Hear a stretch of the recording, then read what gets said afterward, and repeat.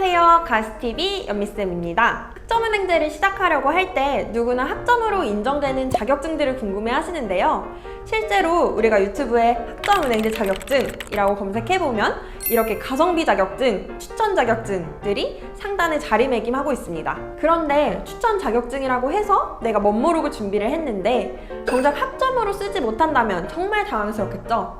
오늘 제가 알려드릴 이 내용을 잘 숙지하셔야 여러분들이 열심히 취득한 자격증을 학점으로 온전히 인정받으실 수 있을 거예요. 이 영상에서는 저 연미쌤이 학점은행제 자격증에 대한 3가지 주의사항과 알아두면 좋을 몇 가지 보너스 꿀팁을 추가로 준비했으니까 끝까지 시청 부탁드릴게요.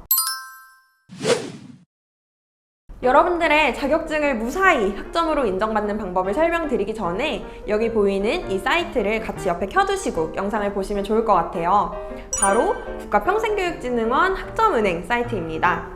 7년 차인 저 연미쌤도 늘 한쪽에 열어두고 일을 하는데요. 오늘은 이 홈페이지에서도 여기 학점은행제 소개, 학점 인정 대상, 자격 부분을 참고하도록 할게요.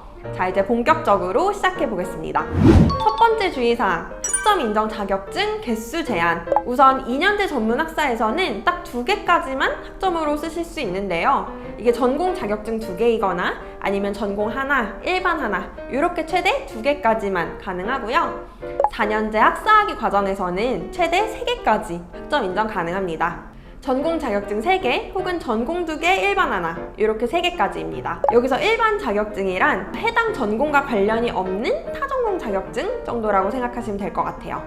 예를 들어 A 학생이 컴퓨터 관련 자격증 2개를 가지고 있는데 심리학 전공으로 학사를 따려고 한다면 2가지 모두 심리학 전공과는 관계가 없기 때문에 둘 중 1개만 학점으로 쓸 수 있겠죠. 전공과 관련 없는 자격증은 딱 1개까지만 인정이 되니까요. 근데 이 A 학생이 전공 상관없이 최단 기간에 학위 취득을 하고 싶어요 라고 하시면 자격증이 2개 다 인정되는 전공이 유리할 테니까 저는 컴퓨터공학 전공 학위를 추천드릴 것 같습니다. 그런데 이미 2년제 혹은 4년제 학위가 있어서 타전공 전문학사나 타전공 학사학위와 같은 복수전공 학위를 진행하는 경우에는 자격증은 전공 자격증으로만 딱 1개까지 인정이 가능합니다. 여기서 주의할 점은 4년제 졸업자의 경우 타전공 학위를 진행하려고 할 때 졸업 이전에 취득한 자격증은 학점 인정이 불가하다는 점인데요. 무조건 이 4년제 대학교 졸업 이후 취득하신 자격증만 학점으로 쓰실 수 있어요. 자, 그러면 전공 자격증인지는 어떻게 알 수 있을까요? 아까 켜두었던 국가평생교육진흥원 홈페이지에서 여기 전공별 자격 연계 메뉴로 내가 진행하려는 전공을 검색해 보시면 확인이 가능합니다. 내가 원래 가지고 있던 자격증이 어떤 전공으로 인정되는지는 여기 자격별 전공 연계 메뉴를 눌러보시면 됩니다. 두 번째 주의사항, 자격증 직무번호 확인. 모든 학점 인정 자격증들은 분류와 직무번호를 확인할 수 있는데요.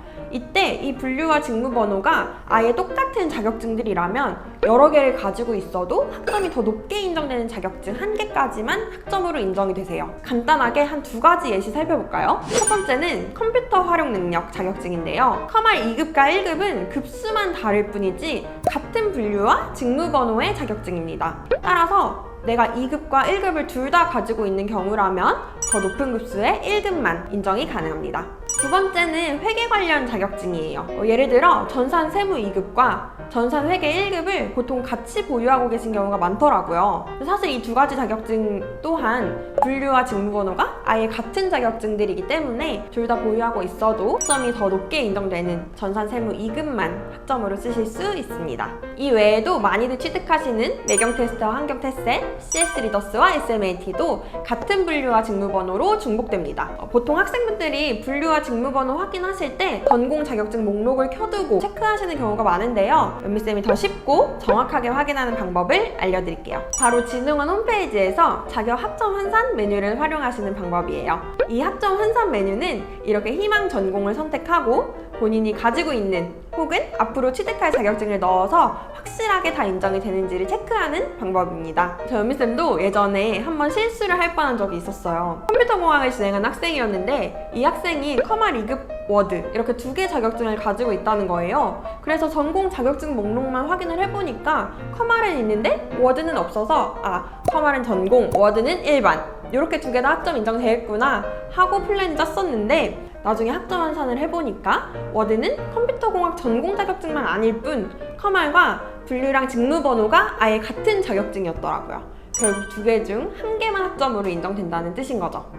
자, 이렇게 생각지도 못한 부분에서 오류를 범할 수도 있으니까 꼭 이 학점 환산 메뉴로 체크해 보시길 바랄게요. 마지막 세 번째 주의사항은 이렇게 취득하신 자격증을 학점 인정 신청하실 때 주의할 점인데요. 자격증이 있다면 이 자격 확인서를 저와 같은 플래너한테 제출하시는 게 아니라 학위를 주는 국가평생교육진흥원에 직접 등록을 해주셔야 됩니다. 등록하는 시기는 매년 1월, 4월, 7월, 10월에만 가능하신데요. 이때 온라인으로 신청이 가능해서 따로 서류를 제출하지 않아도 되는 자격증들이 있고 무조건 방문 접수로 서류 제출을 해주셔야 되는 자격증들이 있습니다. 자, 여기 보이는 이 목록은 증빙 서류 없이 온라인만으로 등록이 가능한 자격증들이에요.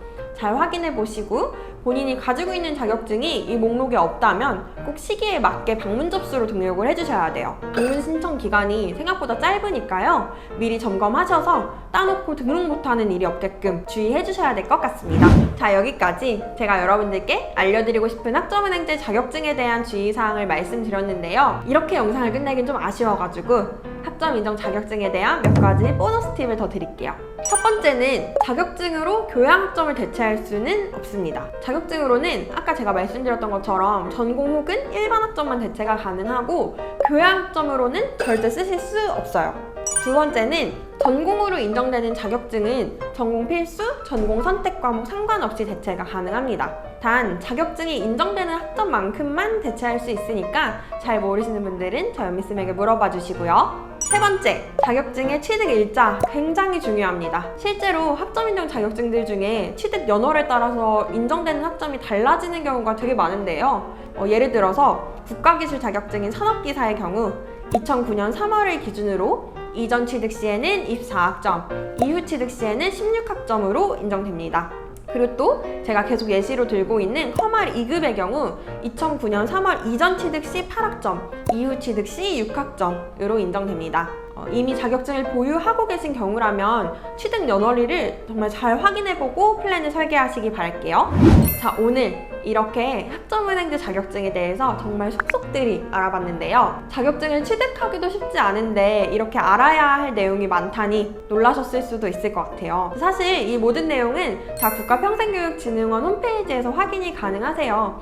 그런데 하나하나 다 직접 알아봐야 되기 때문에 좀 번거로울 수도 있고 또 혹시나 알아본 내용이 오류가 있지는 않을까 걱정이 되실 수 있잖아요. 그럴 때 저 연미쌤에게 아래 카톡 상담 링크를 클릭해서 문의를 남겨주시면 제가 점검을 도와드릴 수 있고요. 비용과 기간을 줄이고는 싶은데 좀 취득이 쉬운 자격증은 어떤 게 있을지 내 전공에는 어떤 자격증이 적절한지 추천을 원하시는 분들 또한 저 연미쌤을 찾아주세요. 자, 그러면 오늘 영상은 이쯤에서 마쳐보도록 하고요. 오늘 영상 도움 많이 되셨다면 가스TV 좋아요, 구독, 알림 설정 눌러주시면 감사하겠습니다. 안녕! 더 궁금하신 점이 있거나 영상에 나온 선생님과 상담을 원하시면 PC는 제목 아래에 있는 더보기란을 클릭, 상단에 있는 상담 링크를 클릭하셔서 문의를 남겨주시면 됩니다. 모바일은 화면 아래에 있는 더보기란을 터치, 상담 링크를 확인해보세요. 카카오톡 상담은 댓글에 있는 링크를 클릭하셔서 궁금하신 내용 남겨주시면 빠르게 답변 도와드리겠습니다.